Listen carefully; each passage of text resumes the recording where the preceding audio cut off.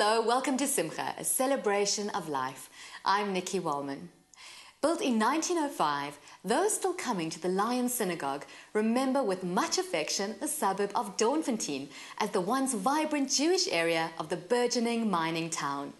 The Jews arriving from Eastern Europe all found themselves on the same footing as immigrants in a modern city struggling to find their place and make a living for themselves and their families.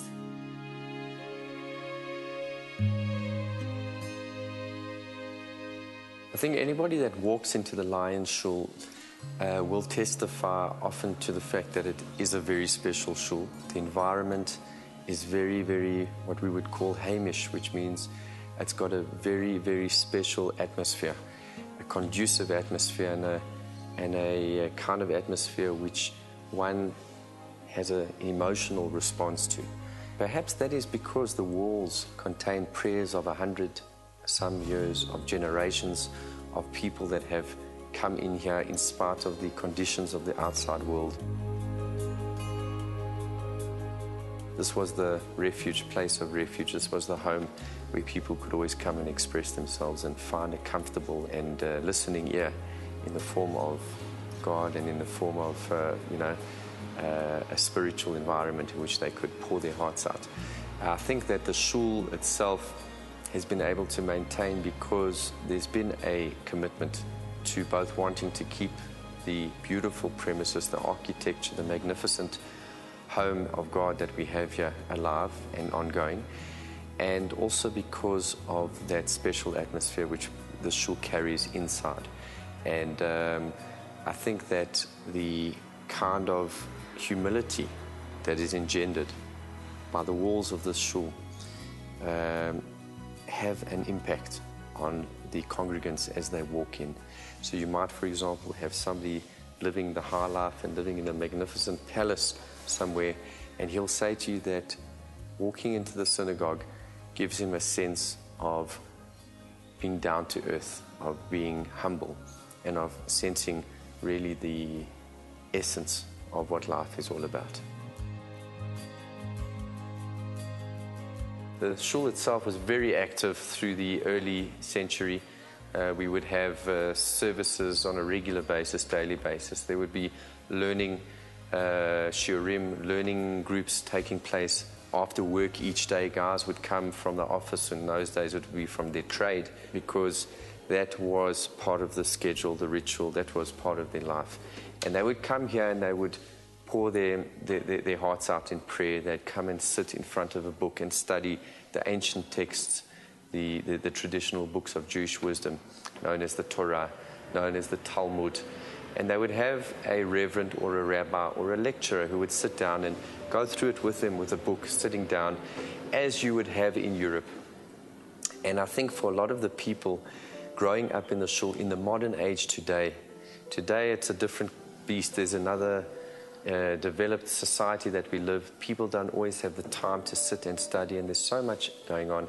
But those children growing up would see their fathers, their grandfathers, sitting in front of a book, sitting in a synagogue, and I think that impression still carries with them a certain sentiment of life in Europe, of the Jewish people and their traditions, and it still brings them back to this community, in spite of the fact that we are very distant and divorced from the main heart of the community up in the center part of Johannesburg. We still nonetheless have affiliates, and we still have a lot of committed members who come through. Unfortunately, there aren't Jews left in Doornfontein as such that we know of. Doornfontein has really become very much a industrial place. There's a lot of factories and offices and things like that. There's the banks and the different restaurants and the cafeterias. And of course, you've got Ellis Park around the corner, the main soccer stadium, and Johannesburg Soccer Stadium as well. The Jewish population might have a few remnants in Yeovil and in Berea and some in Hillbrow. And as far as Doornfontein is concerned, there really is no Jewish population left at all. The Lions Shul was still quite active up until I would say, even the 80s. in which things had started to shift and migrate through to the northern suburbs of Johannesburg. And in this particular shul managed to maintain where a lot of the other shuls did not. And we are definitely reduced in the early part of the 21st century. We are reduced in numbers, but it has maintained.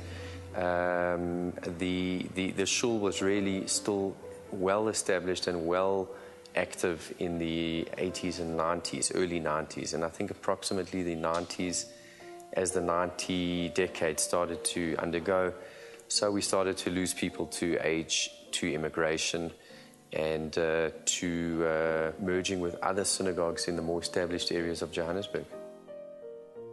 The Lions Shul is that lasting edifice that we've had to be able to hold on to those roots of where our Johannesburg Jewry began, and which today are thriving. And I think that coming into this synagogue, you're able to get a sense of those people, of the pioneers, of the early immigrants who sacrificed so much to build this beautiful home, this house of God, and to establish themselves in the Jewish community, and to thereby be able to go from strength to strength and bring so much blessing to the immediate environment and to the broader environment that has carried the inspiration and the legacy of the shul beyond just Doornfontein into the broader and greater community of Johannesburg.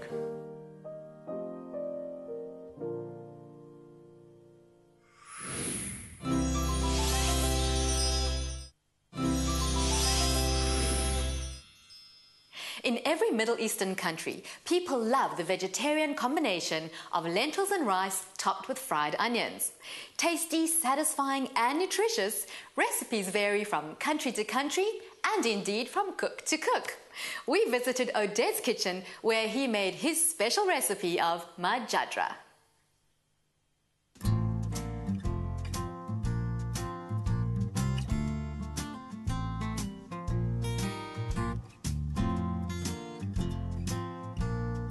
The next dish I'm going to cook is called Majadra, the dish that Jacob won his inheritance for.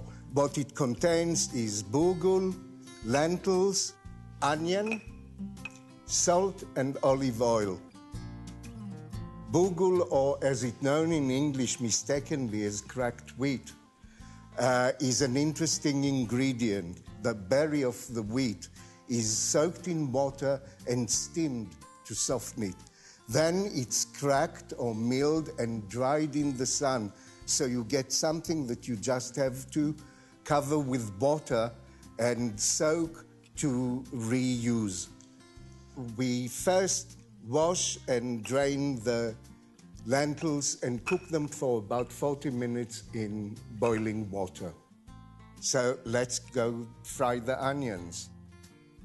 The onion, which are used to decorate the dish, basically, needs to be fried very carefully and slowly until they are nice golden and crisp. So let's put a bit of onions in. And really, in the first stages, you can stir them once or twice and let them cook, and then leave them alone until the onions are evenly browned and nice and crisp. Smell of frying onion is one of the best smells that I know. The lentils are almost cooked, so we can start making Majadra. A fresh pot with a little bit of olive oil and half an onion. These have to be fried until the onion has changed its color and it's soft. The lentils are drained. The bulgur, which I soaked in hot water for about 20 minutes, is also being drained and put into the pan together with the lentils. The onions are becoming soft, so I first add the lentils. And then add some bulgur. Give it a good stir. Add a bit of the lentil cooking liquid and allow to steam for about 20 minutes until all the liquid has evaporated and the lentils finished cooking. Season with salt, decorate with fried onions, and you have Majadra or Jacob stew. What a smell. Finished Majadra with perfectly crisp onions on top. Serve it either as accompanying to meat, stews, or just smother it with yogurt and eat it as a vegetarian dish. Enjoy.